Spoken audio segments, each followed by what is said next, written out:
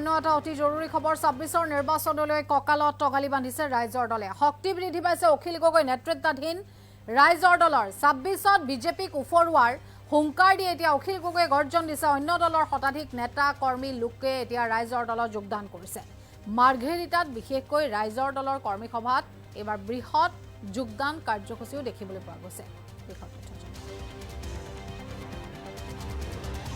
ৰাইজৰ দলৰ নিৰ্বাচনী ৰণদংকা অখিল গগৈ নেতৃত্বাধীন ৰাইজৰ দলৰ এতিয়া শক্তি বৃদ্ধি পাইছে শতাধিক লোকে যোগদান কৰিছে ৰাইজৰ দলত শক্তি বৃদ্ধি পাইছে অখিল গগৈ নেতৃত্বাধীন দল ৰাইজৰ দল ২৬ত বিজেপিক উফৰুৱাৰ হুংকাৰ দি অখিল গগৈৰ গৰ্জন পুনৰ শুনিবলৈ পোৱা গ'ল অন্য দলৰ শতাধিক নেতা কৰ্মী লোকে ৰাইজৰ দলত যোগদান কৰিছে আজি আৰু এই যোগদান কাৰ্যসূচীৰ দলৰ সভাপতি বিধায়ক অখিল গগৈ অংশগ্ৰহণ কৰে মাৰ্ঘেৰিটাত ৰাইজৰ দলৰ কৰ্মী সভাত বৃহৎ যোগদান কাৰ্যসূচী দেখা গ'ল আজি অখিল গগৈৰ উপস্থিতিত আচলতে এই যোগদান কাৰ্যসূচী আজি অনুষ্ঠিত হয় য'ত যথেষ্ট সংখ্যক লোক আজি উপস্থিত থাকে কৰ্মী সভাৰ কাৰ্যসূচীত বিজেপি দলক তুলাধুনাও কৰে অখিল গগৈ মাৰ্ঘেৰিটা সমষ্টিৰ পৰা যুৱ নেতা ৰাহুল চেত্ৰীক প্ৰাৰ্থিত্ব দিয়াৰ সিদ্ধান্তত উপনীত হৈছে ৰাইজৰ দল বিজেপি দলক মাৰ্ঘেৰিটাৰ পৰা যেনেকৈ হলেও উৎখাত কৰাৰ হুংকাৰ অখিল গগৈৰ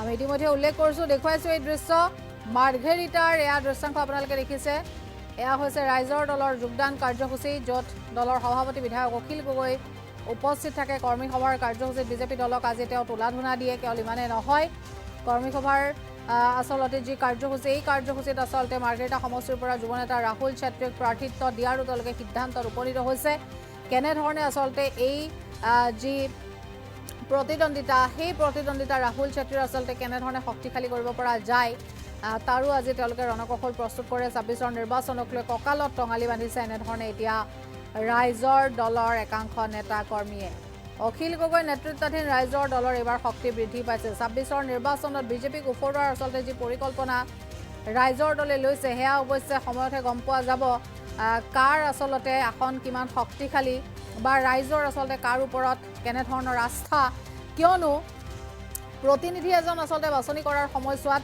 ৰাইজে বিভিন্ন ধৰণৰ দিশৰ ওপৰত আসলতে তেওঁলোকে চিন্তা কৰে বা প্ৰত্যেকটো দিশ চালিজাৰি চাইহে আসলতে প্ৰতিনিধি এজন বাছনি কৰাটো অত্যন্ত প্ৰয়োজন হৈ পৰে গতিকে বিজেপি চৰকাৰে হওক বা শাসকীয় যিসমূহ দল সেই দলক কেন্দ্ৰ কৰিও কিন্তু বিভিন্ন সময়ছোৱাত আসলতে বিভিন্ন প্ৰতিনিধিক লৈ একাংশ লোক ক্ষোভত জ্বলি পুৰা দেখিবলৈ পোৱা যায় কেৱল ইমানে নহয় একাংশ লোক আজিও অগ্নিশৰ্মা হৈ আছে বিভিন্ন জনপ্ৰতিনিধিক লৈ গতিকে এইবাৰৰ আসলতে মাৰ্ঘেৰিটাৰ যি সমষ্টিৰ পৰা যুৱ নেতা ৰাহুল চেত্ৰীয়ে যেনেধৰণে প্ৰতিদ্বন্দিতা আগবঢ়াব গতিকে এই নিৰ্বাচন আৰু অধিক শক্তিশালী কেনেধৰণে কৰিব পৰা যায় তাৰ প্ৰতি কিন্তু ৰাইজৰ দলে সম্পূৰ্ণ আসলতে লক্ষ্য ৰাখিছে বিশেষকৈ আজিৰ দিনটোত মাৰ্ঘেৰিটাত তেওঁলোকৰ এই যি বৃহৎ যোগদান কাৰ্যসূচী সেই কাৰ্যসূচীটো একাংশ নেতা কৰ্মীয়ে যোগদান কৰা দেখিবলৈ পোৱা গৈছে দলৰ সভাপতি তথা বিধায়ক আজি অখিল গগৈ তাত উপস্থিত থাকে ২৬ৰ নিৰ্বাচন প্ৰত্যাহ্বান হ'ব পাৰে বিজেপিৰ এই আসলতে দৃশ্য দেখি এই কথা অনুমান কৰিব পাৰি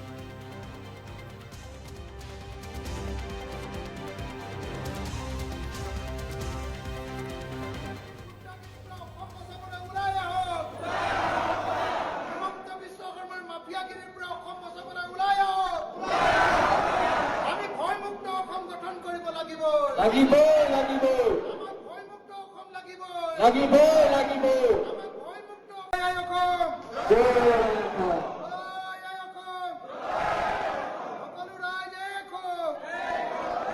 বিজেপি ব্ৰহ্মপুত্ৰ দলীয় মানে সকলো ৰাইজে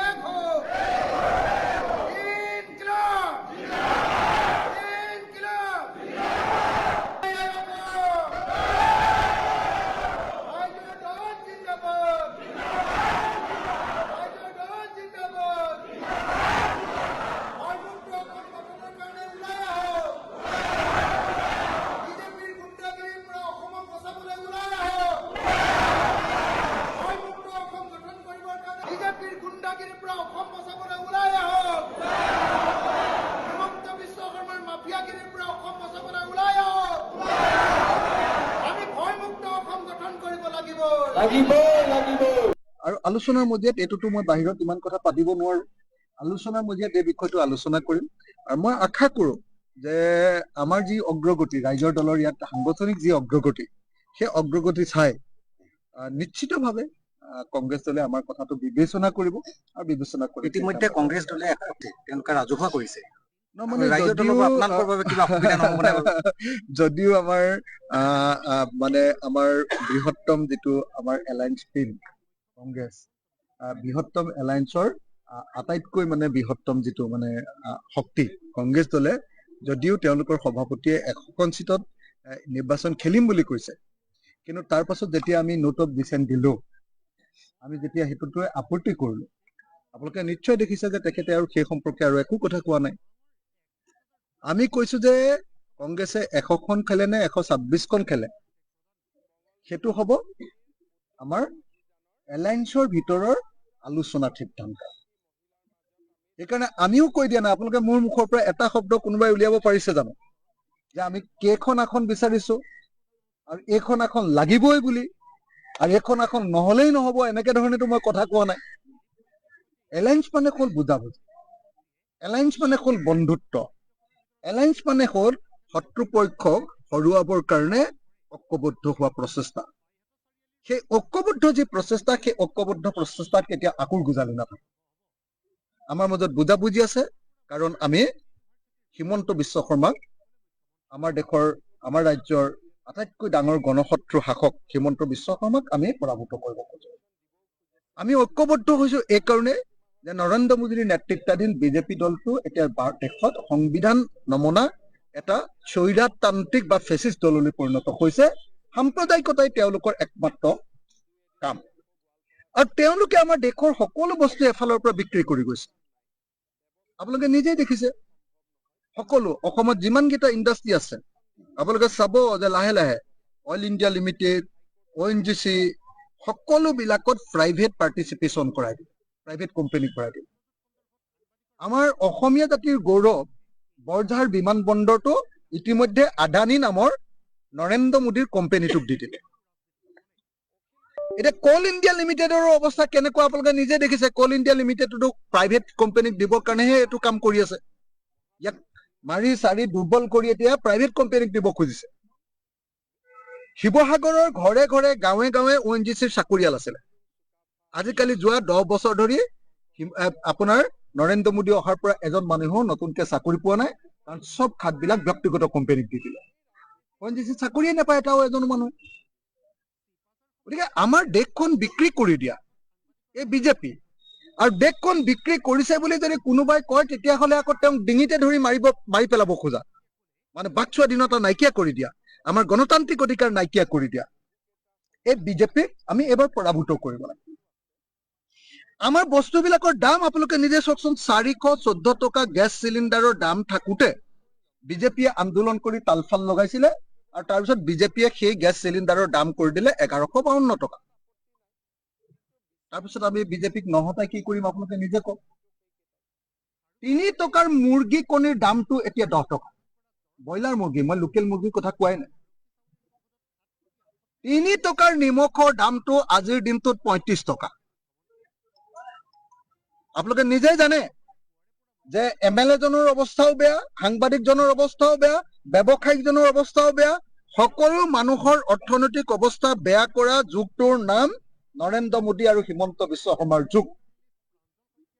যিকোনো এজন ব্যৱসায়ী সুধি চাওক আপোনালোকে, ব্যৱসায় বেয়া। সেইকাৰণে আমি এবাৰ একদম সিদ্ধান্ত লৈছো যে আমাৰ ভিতৰত কাজিয়া নহয়, আমাৰ ভিতৰত বুজাবুজি। আৰু কাজিয়া কাৰ বিৰুদ্ধে? একেলগে হিমন্ত বিশ্ব শৰ্মাক এবাৰ ব্ৰহ্মপুত্ৰত উটুৱাই দিয়াৰ কাৰণে যুঁজ। যে মাৰ্ঘেৰিটাত ভাস্কৰ শৰ্মাৰ বিৰুদ্ধে এবাৰ ৰাজ্য দলৰ যুঁজ হ'ব, আৰু আমি ৰাজ্য দলৰ কেন্দ্ৰীয় নেতৃত্ব, কেন্দ্ৰীয় সভাপতিকে ধন্যবাদ জনাইছো। তেখেতে আমাৰ নাম প্ৰক্ষেপ কৰিছে, আৰু যোৱা 10টা বছৰ ধৰি মাৰ্ঘেৰিটা বিধানসভাত এষাৰ মাত মাতিব পৰা নাই। অসম বিধানসভাত মাৰ্ঘেৰিটা সমষ্টিক প্ৰতিনিধি কৰি এষাৰ মাত মাতিব পৰা নাই। মাৰ্ঘেৰিটা সমষ্টিৰ ৰাইজে টৰ্চ লাইট লৈ বিচাৰিবলগীয়া হয় অসম বিধানসভাত যে আমাৰ বিধায়কজন ক'ত বুলি। এই পৰিৱেশ এতিয়া বন্ধ হ'ব, তাৰ কাৰণে ৰাইজে দলে কুচকাৱাজ চলাইছে। যোৱা 50 বছৰ ধৰি মাৰ্ঘেৰিটাক যি উন্নয়নক স্তব্ধ কৰি দিয়া হৈছে, আমি ৰাইজক এটাই কথা কৈছো, মাৰ্ঘেৰিটা সমষ্টি 5 বছৰ ৰাইজ দলক দিয়ক, আমি 5 বছৰ কৰি দেখাই দিম। আমি ছাত্ৰ ছাত্ৰীৰ কাৰণে, উঠি প্ৰজন্মৰ কাৰণে, শিক্ষকৰ কাৰণে, কৰ্মচাৰীৰ কাৰণে, নিবনুৱাসকলৰ কাৰণে আমি নতুন চিন্তা লৈ পৰিকল্পনা আগবাঢ়ি আহিছো। ইয়াত প্ৰতিটো স্তৰ উদ্যোগবোৰ স্থাপন কৰা হ'ব। মানুহ ঘৰে ঘৰে বিভিন্ন জাতি জনগোষ্ঠী, কি হিন্দী ভাষী, কি বেংগলী ভাষী, কি অসমীয়া, কি গোৰ্খা, কি ট্ৰাইবেল, কি মাইক্ৰ' ট্ৰাইব, সকলো জাতি আৰু জনগোষ্ঠীক সমান মিলৰ এখন মাৰ্ঘেৰিটা মাটি পতা হাতে হাতে দিয়া ব্যৱস্থা কৰি দিয়া। ইয়াক উদ্যোগবোৰ স্থাপন কৰি মেলি কোনো ল'ৰাক যাতে গৈ আকৌ চেন্নাই, বেংগলোৰ আৰু চাউথ এছিয়াকৈ মৃত্যু নহয়, তাৰ কাৰণে ব্যৱস্থাবোৰ গ্ৰহণ কৰা হ'ব। ইয়াত থকা স্কুল, কলেজ আৰু মেডিকেলবোৰ অত্যাধুনিক ৰূপত প্ৰতিষ্ঠাবোৰ কৰা হ'ব। গতিকে এতিয়া গুণ্ডা ৰাজ নহয়, ইয়াত শিক্ষিত ৰাজ চলিব মাৰ্ঘেৰিটাত। মাৰ্ঘেৰিটাত এতিয়া কেৱল মাৰ্ঘেৰিটা উঠি প্ৰজন্মসকলৰ এখন নেতৃত্ব দিয়া এখন সমন্বয়ৰ মাৰ্ঘেৰিটা সৃষ্টি কৰা হ'ব। তাৰ কাৰণে আমি দিনে ৰাতি একাকাৰ কৰি মানুহবোৰৰ ঘৰে ঘৰে, চোতালে চোতালে, পাঘৰে পাঘৰে গৈ কাম কৰি আছো। আৰু ইতিমধ্যে ৰাইজে বিপুল সহায় জনাইছে। আমি কাৰো শত্ৰুতা হিচাপে লোৱা নাই। আমাৰ কথাটো হৈছে মাৰ্ঘেৰিটাত উন্নয়ন লাগে, আৰু এই উন্নয়নৰ যাত্ৰাক আমি এবাৰ এক নতুন ৰূপৰেখা দিবৰ কাৰণে আমি আগবাঢ়ি আহিছো। মই এটা কথাই কৈছো, ভাস্কৰ শৰ্মা ডাঙৰীয়া ৰাহুল চেতিয়া ফেক্টৰ নহয় বুলি কৈছে, তেখেতে ফেক্টৰ এবাৰ স্প্লিং কৰি দিয়ক।